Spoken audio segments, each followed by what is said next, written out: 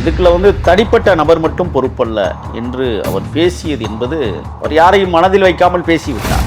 எந்த கள்ளங்கபடம் இல்லாமலும் பேசிவிட்டார். தன் இனிய நண்பரை எந்த இடத்திலும் விட்டுக் கொடுக்கவும் முடியாது. சமகால நண்பர்கள். அஜித் என்று ஒரு ஆளுமை மிக்க நடிகராக இருந்தாலும் கூட ஒரு ஆளுமை மிக்க தலைவருக்கு ஆதரவு கரம் இந்த நேரத்தில் கொடுப்பது என்பது அவருடைய கடமை. அவர் மௌனமா இருந்துட்டு போனார்னு சொன்னா இவ்வளவு ஆண்டு காலம் தலைவர் விஜயோடு அவர் பழகிய விதம் பொய்யாகி. இனிமே தளபதி விஜய் அவர்கள், தலைவர் விஜய் அவர்கள் சென்னை மாநகரத்தில் ஒருங்கிணைக்கப்பட்ட ஒரு கூட்டமோ ஆர்ப்பாட்டமோ அல்லது மக்கள் சந்திப்போ நடந்தால் எம்ஏஎம் சிதம்பரம் செட்டியார் மைதானத்தை கொடுத்துடலாம், இல்லை நேரு ஸ்டேடியத்தை கொடுத்துருங்க. ஒரு உயிர் கூட சேதாரமாகாது.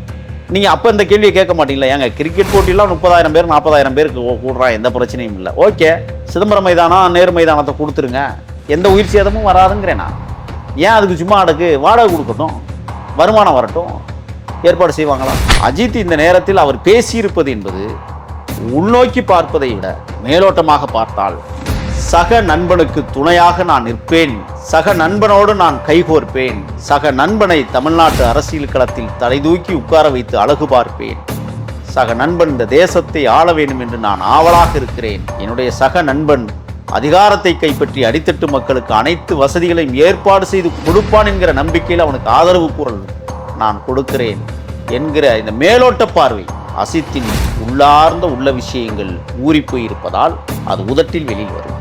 இருபெரும் சக்திகள் அஜித்குமார் அவர்களும் தளபதி விஜய் அவர்களும் சினிமா உலகத்தில். இந்த இரண்டு சக்திகளும் இணைந்து ஒரு களத்தையும் தளத்தையும் உருவாக்குகிறார்கள் என்றால் எவராலும் கிட்ட நெருங்க முடியாத யுத்தம் தொடர இருக்கிறது. ரெட்ரோலோக்ஸ் நெஞ்சங்களுக்கு வணக்கம். நான் கார்த்திக். இன்றைய நேர்காணலில் நம்முடைய இணைந்திருப்பவர் தமிழ் தேசிய ஆதரவாளர் திரு முகில் வீரப்பன் அவர்கள். வணக்கம் சார். வணக்கம்.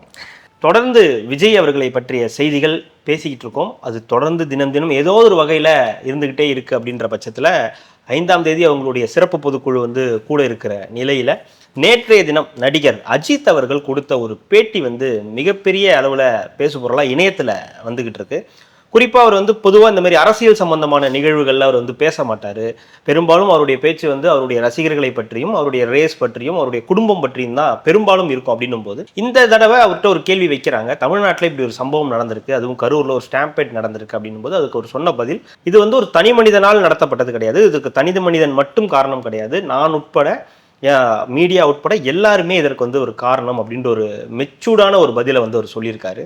குறிப்பாக ஒரு மீடியாவையும் சேர்த்து தான் சொல்கிறாரு. இன்னொரு பக்கம் இந்த விஷயத்தை உங்களுக்கு தேவையான வகையில் கட் பண்ணி ஒரு பக்கம் டிவிக்கே அவங்களுக்கு என்ன தேவையோ தனி மனிதன் காரணம் இல்லை, விஜய் காரணம் இல்லைன்னு அஜித் சொல்லிட்டாருன்னு இன்னொரு பக்கம் கூட்டம் கூட்டுறது ஒன்றும் பெரிய விஷயம் கிடையாது, 140 கோடி பேர் இருக்க இந்தியாவில் கூட்டம் கூட்டி தான் உங்களுடைய தலைமைத்துவத்தை காட்டணுன்ற அவசியம் கிடையாதுன்றதை இந்த தரப்பும் பேசிக்கிட்டு இருக்காங்க. இந்த வைரலான இந்த விஷயத்தை எப்படி பார்க்குறீங்க? அள்ளுச்சில்லுகள் அலறி முடித்து விட்டது. சில்லுகள் அலறி துடித்து முடித்து விட்டது. அஜித் இப்பொழுது உண்மையை உதிர்த்திருக்கிறார் என்றாலும் கூட அது உணர்ச்சியின் பெருவாக்கம். ஆனால் அவர் சொன்ன வார்த்தை கவனமானது. தனிநபர் மட்டுமல்ல என்று ஒரு வார்த்தை. இந்த திட்டமிட்ட இந்த படுகொலை சிபிஐ விசாரணையில் அதான் வரப்போகுது. நம்ம அதைத்தான் எதிர்பார்த்துட்டு இருக்கோம். ஆனால் இருந்தாலும் முன்கூட்டியே விசாரணையை தடுக்க வேண்டும் என்கிற நோக்கத்தில் நான் சொல்லலாம். அப்படியும் இருக்கலாம், அதையும் விசாரிங்கன்னு நம்ம சொல்கிறோம். ஆனால் இதில் முழுக்க முழுக்க ஒரு தனிநபர் ஈடுபட்டிருக்கிறார். அது ரொம்ப கவனிக்கத்தக்கது. இவர் ஒரு பண்பட்ட நடிகர், ஆளுமை மிக்க நடிகர். அஜித் என்றால் கிட்டத்தட்ட விஜய் என்கிற சாம்ராஜ்யத்திற்கு பக்கத்தில் இருக்கிறவர், பக்கத்தில் நிகராக இருக்கிறவர்னே சொல்லலாம். அப்படின்னு சொல்லிட முடியாது. ஒரு நிகராக இருந்திருந்தால் அவருடைய நிலைப்பாடும் வேறு மாதிரி இருந்திருக்கும். தமிழக அரசியல் தளத்தில் ரசிகர்கள் வென்றால் வேண்டுமானால் சமமாக இருக்கலாம், அதை தான் நான் சொல்கிறேன். ஆனால் அப்பாவி மக்களும் அன்றாடங்காட்சி மக்களும் யார் பக்கம் இருக்கிறார்கள் என்பதையும் ஆய்வு செய்யக்கூடியது. அது முழுக்க முழுக்க தளபதி தலைவர் விஜய் பக்கம் நின்று கொண்டிருக்கிறார். இதுக்குள்ள தனிப்பட்ட நபர் மட்டும் பொறுப்பல்ல என்று அவர் பேசியது என்பது அவர் யாரையும் மனதில் வைக்காமல் பேசிவிட்டார். எந்த கள்ளங்கபடம் இல்லாமலும் பேசிவிட்டார். தன் இனிய நண்பரை எந்த இடத்திலும் விட்டுக் கொடுக்கவும் முடியாது. சமகால நண்பர்கள். அஜித் என்று ஒரு ஆளுமை மிக்க நடிகராக இருந்தாலும் கூட ஒரு ஆளுமை மிக்க தலைவருக்கு ஆதரவு கரம் இந்த நேரத்தில் கொடுப்பது என்பது அவருடைய கடமை. அவர் மௌனமா இருந்துட்டு போனார்னு சொன்னா இவ்வளவு ஆண்டு காலம் தலைவர் விஜயோடு அவர் பழகிய விதம் பொய்யாகி போய்விடும். ஆகையால் அஜித் இந்த நேரத்தில் சொல்லக்கூடிய வார்த்தை சரியானது என்றாலும் கூட தனிநபர் மட்டுமல்ல என்றால் அது தளபதியும் கூட இருக்கிறார் என்கிற சொல்லாடலும் பதிந்திருக்கிறது. அதே போல் ஆளுங்கட்சியினுடைய அதிகாரமிக்க தோரணை தூண்கள் எல்லாம் அதில் சம்பந்தப்பட்டிருக்கிறார்கள் என்றும் எடுத்துக்கொள்ள முடியும். ஆனால் வெளிப்பார்வைக்கு சமூக பார்வைக்கு, மக்கள் பார்வைக்கு அந்த ஆளு தான் ஐயா பண்ணியிருக்கான். அவன் இல்லாமல் இதெல்லாம் நடக்காதியா, நடத்திட்டாங்கல்ல. எப்படியாவது பழியை தாவேக்கா பக்கம் போட்டு விஜயத்தோட அரசியலை மூழ்கடிச்சிரும்னு பார்த்தாங்க. ஆனால் அது அப்படியே ரிவர்ஸ் ஆகி திருப்பிக்கிச்சு பற்றியா. தன்வினை தன்னை சுடும்ல, அது சுற்றுச்சு. இப்போ சிபிஐ நேற்று களத்தில் கடுமையாக இறங்கிட்டாங்க. எல்லா அந்த மெடிக்கலு, அங்கே இருந்த பழக்கடைகள் எல்லாமே மூடிட்டாங்க. ஜெராக்ஸ் கடை எல்லாமே மூடிட்டாங்க. விசாரணை என்கிற பெயரில் இதுவரை மௌனமாக இருக்கிறது, ரகசியமாக இருக்கிறது. எத்தனை பேருக்கு விசாரணை நோட்டீஸ் அனுப்பப்பட்டிருக்கிறது அப்படிங்கிறது ரொம்ப ரகசியமாக இருக்குது. ஆனால் ஒரு 10 நாளைக்கு முன்னாடி இந்த பதறுகள் அப்படியே செதறிக்கிட்டு நிற்கிறான். புஷ்யானந்து வழக்கு போட்டாச்சு, அவருக்கு சம்மன் கொடுத்தாச்சு, நிர்மல்குமார் மீது சம்மன் கொடுத்தாச்சு, அங்கே இருக்கிற மாவட்ட செயலாளர் மதியழகன் மேலே வழக்கை போட்டாச்சு என்றெல்லாம் வாய்களிலேயே பேசிய தருதலைகள், தற்குறிகள். சிபிஐ விசாரணை என்பது ரகசியமாக நடந்து கொண்டிருக்கிறது. நிறைய பேருக்கு நோட்டீஸ் கொடுத்துருக்காங்க. அவங்க எல்லாம் விசாரணைக்கு உட்படுத்தப்பட்டு இருக்காங்க. முதல்ல எங்கே தொடங்கியிருக்கிறாங்கன்னா, கூட்டம் நடந்த இடத்திலிருந்து அவங்க தொடங்கியிருக்கிறாங்க. அங்கே இருக்கிற மக்கள், அதை சுற்றி இருக்கிற கடைகள், வணிக நிறுவனங்கள் எல்லாத்தையும் அவங்க தன் கட்டுப்பாட்டுகளை கொண்டு வந்து விசாரணை செய்து கொண்டிருக்கிறார்கள் என்பது நேற்றைய செய்தி. இந்த நேரத்தில் அஜித் அவர்களுடைய இந்த வார்த்தை தனிநபர் மட்டுமல்ல என்றால், சிபிஐ நீங்கள் விசாரிப்பது என்பது பொதுநல நோக்கோடு இருக்க வேண்டும், எந்த ஒரு தனிப்பட்ட நபர் மீதும் குற்றம் சுமத்திவிடக் கூடாது என்பதற்காகவும் இந்த வார்த்தை பயன்படுத்தப்பட்டிருக்கிறது என்று நான் பார்க்கிறேன். ஆக அஜித்தினுடைய இந்த வார்த்தை என்பது தமிழக வெற்றி கழகத்திற்கு மிகப்பெரிய ஊட்டச்சத்தாகவும், கதறியவர்கள் பதறுகள் இருக்கிறார்களே அவர்கள் எல்லாம் சிதறடிக்கப்படுகிற சிந்தனை செய்தியாகவும் இதை பார்க்கலாம். இன்னொரு பக்கம் அவர் ஒரு சொல்ற வார்த்தை, 140 கோடி பேர் இருக்கக்கூடிய இந்த இந்தியாவில் தங்களுடைய தலைமையை அதை நிரூபிப்பதற்கு கூட்டம் காட்ட வேண்டிய அந்த விஷயத்தை நம்ம தவிர்க்கணும் அப்படின்ற ஒரு விஷயத்தை சொல்றதை தான் இப்போ அவங்க எடுத்து சொல்றாங்க. பாத்தீங்களா? இப்ப நீங்க அஜித் அகில இந்தியாவுக்கும் பேசிட்டு இருக்கிறாரு, தமிழ்நாட்டுக்கு மட்டும் அவர் சொல்லலை. 140 கோடினா தமிழ்நாட்டில் மட்டும் மொத்தமாக இந்தியாவுக்கான செய்தியாக அதை சொல்லுகிறார். அரசியல் அப்படித்தான் கட்டமைக்கப்பட்டிருக்கிறது, அதை மீற முடியாது. நீங்கள் அந்த காலத்திலே சுதந்திர போராட்டமே மக்கள் மத்தியில் கொண்டே ஒப்படைச்சாங்க. மக்கள் கிளர்ச்சி தான் இந்தியாவினுடைய சுதந்திரம். அதுக்காக மக்களை திரட்டித்தான் ஒரு நாடை வென்றெடுக்க வேண்டிய அவசியம் இல்லைன்னு சொல்லிட முடியாது. புரட்சியாளர் அம்பேத்கர் அவர்கள் தன்னுடைய நான் பிறக்கும்போது இந்துவாக பிறந்தேன், இறக்கும்போது ஒரு நாளும் இந்துவாக இருக்க மாட்டேன் என்று சொல்லுகிற போது கூட அவர் கடைசியாக சாந்தாஸ் குரூஸ் விமான நிலையத்தில் புரட்சியாளர் அம்பேத்கர் அவர்கள் அந்த நிகழ்ச்சி ஏற்பாட்டிற்கு இறங்குகிற போது லட்சக்கணக்கான மக்கள் பௌத்தத்தை தழுவதற்கு முடிவெடுத்தார்கள். இதை குறை சொல்லிவிட முடியாது. உப்பு சத்தியாகிரக போராட்டத்தை காந்தியடிகள் அவர்கள் நடத்துகிற போது கிட்டத்தட்ட 7 லட்சம் பேர் கலந்து கொண்ட மாபெரும் மக்கள் திரள் புரட்சியை ஏற்படுத்தியவர் மகாத்மா காந்தி அவர்கள். ஆக மக்கள் சக்தியை பயன்படுத்தி தான் இந்த தேசம் விடுதலையாக இருக்கிறது. மக்கள் சக்தியை பயன்படுத்தினால்தான் கட்சிகளும் வெற்றி பெற முடியும் என்பதை அஜித்திற்கு நாம் உணர்த்த வேண்டிய சூழல். இந்த இடத்துல மாறுபடுறீங்களா அஜித் அவர்களுடைய கருத்துல?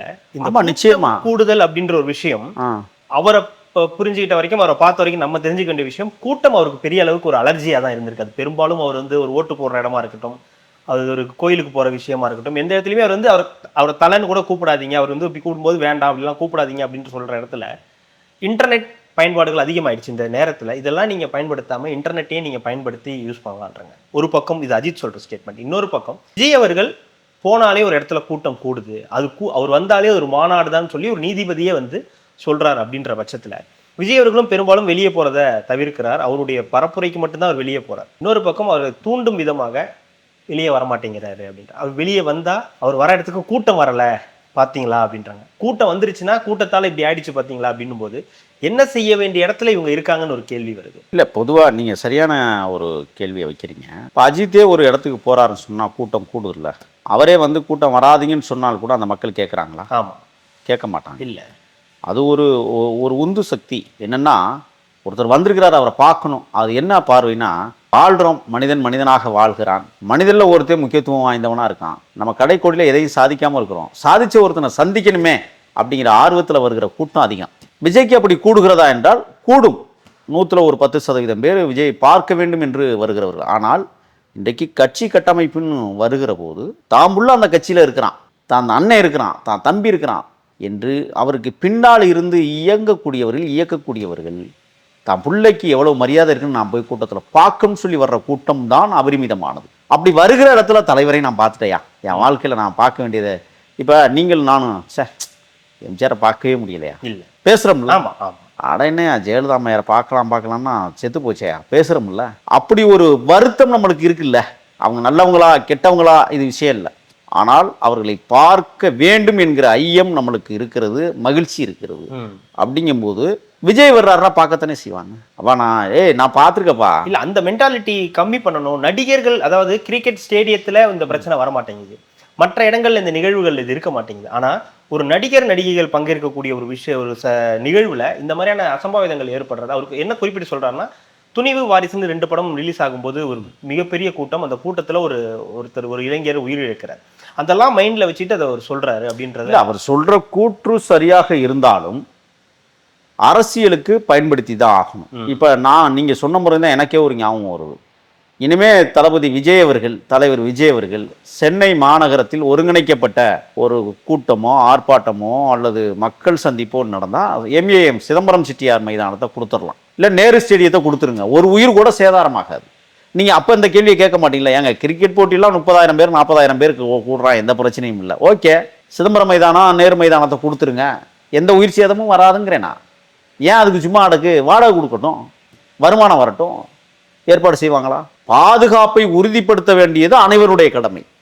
அதில் முதன்மையான கடமை அரசுக்குத்தான் இருக்கு.